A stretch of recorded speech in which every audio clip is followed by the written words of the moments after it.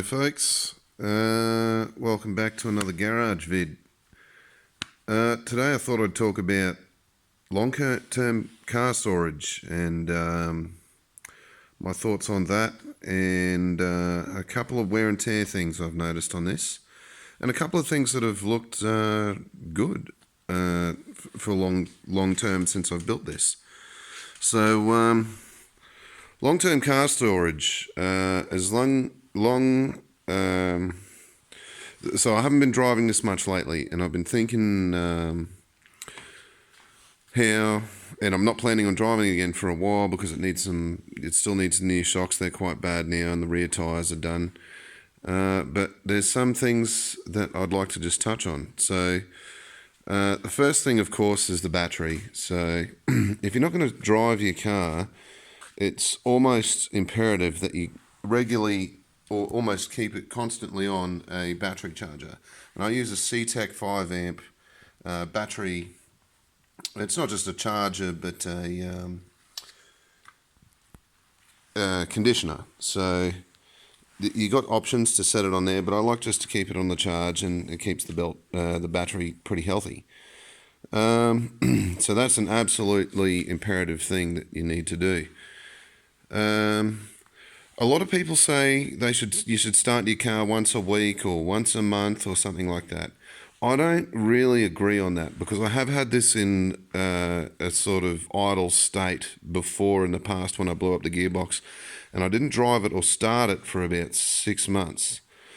So I have a little theory about regularly starting your car from a cold start. So if you think about what happens, the last time you drive it, all the oil drains down into the oil pan and everything's idle.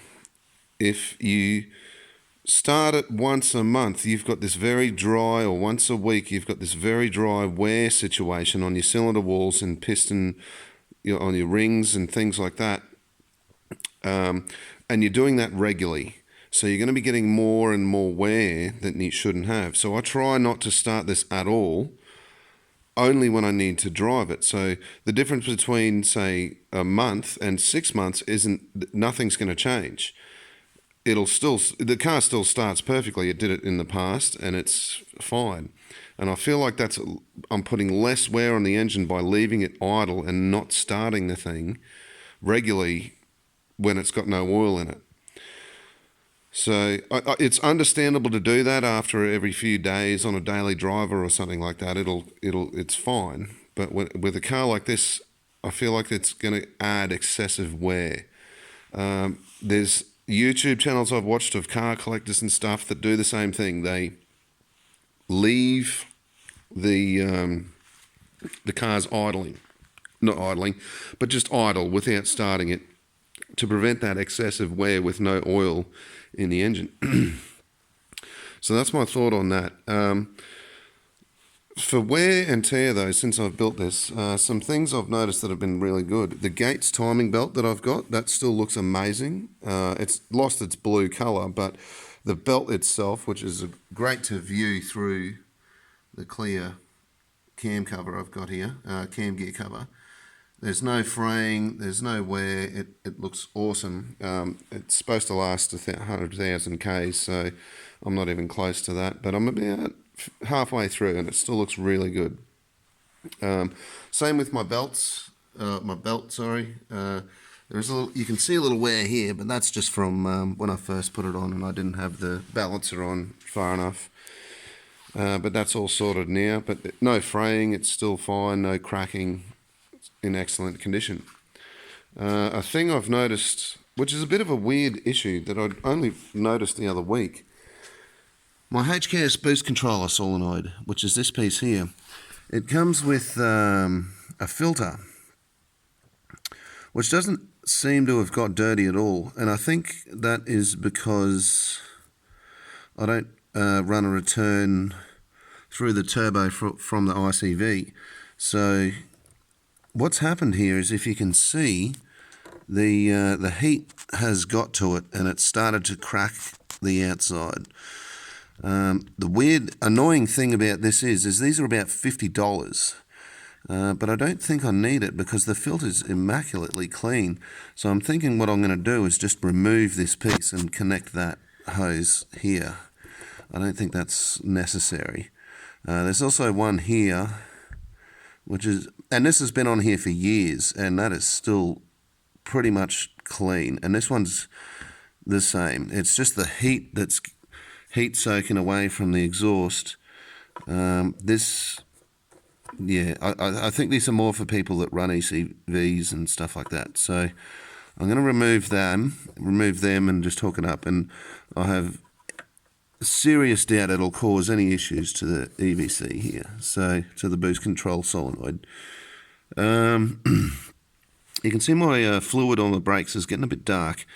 It's not because it's old, it's actually quite new, but I think the heat cooks it a bit from here, which is an annoying thing. Same with the clutch fluid. I do regularly change these. I just suck it out with a syringe and redo it, but refill it. But yeah, they still drive and run fine. I don't get fade or clutch pedal. Everything still feels really good. One issue I had with the radiator, because this is a cheap Worley radiator, was actually this thread here, and you can see where it used to leak, where I've now put thread tape in. The thread sort of wailed out, so I put some thread tape on that and that stopped a leak. I did have a little bit of a leak out of here, but that's good. Now, otherwise everything else is still in pretty good condition. Since the original build of the car, the air filter does need a little bit of a clean up or refresh. It's not bright and red like it used to be. But that's not a hard deal. I can do that in a couple of, in an hour or so. I've burnt through these tyres. I did another burnout on them. They're on belts again.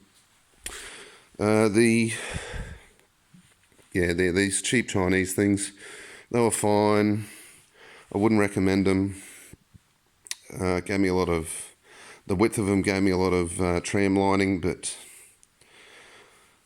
I mean, they lasted. I wouldn't say they were better than the 235s I had on there, but it did give it a little bit more rear knife edginess with the extra width. So, yeah. I still want to get the Goodyear Eagle F1 A5s or 6s or the Pilot Sport 4s to replace them.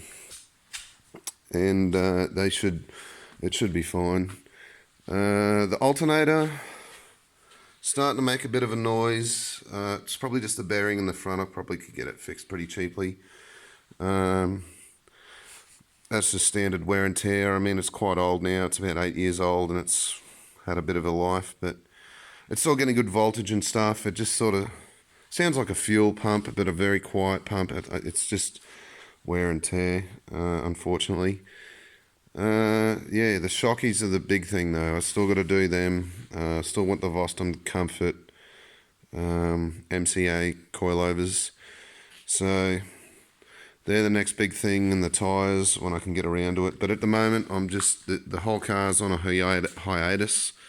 I'm just sort of put it aside. I've been more focusing on the daily, which has now got new all-terrain tyres, which are awesome.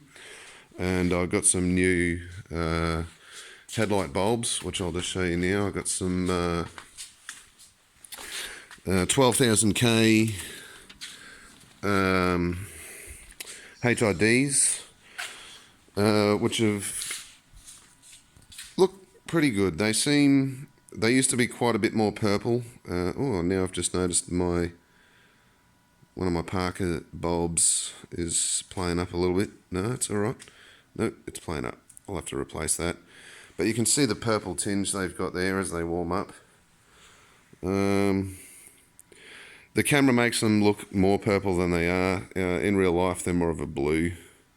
So they are nice. They're a nice little upgrade to make it look a bit more modern and things like that. I also replaced. All right, there goes my leaf blower. But I also replaced the number plate LEDs, which are quite nice. So, yeah, I just thought I'd give you guys a quick update and let you sort of see where I'm at. But there's no plans for this in the immediate future. It's probably going to be a long time until I put up another video. There's nothing happening with it. I'm not going to take it anywhere, unfortunately. So, yeah, anyway, that just happens. Thanks for watching, and till next time. Cheers.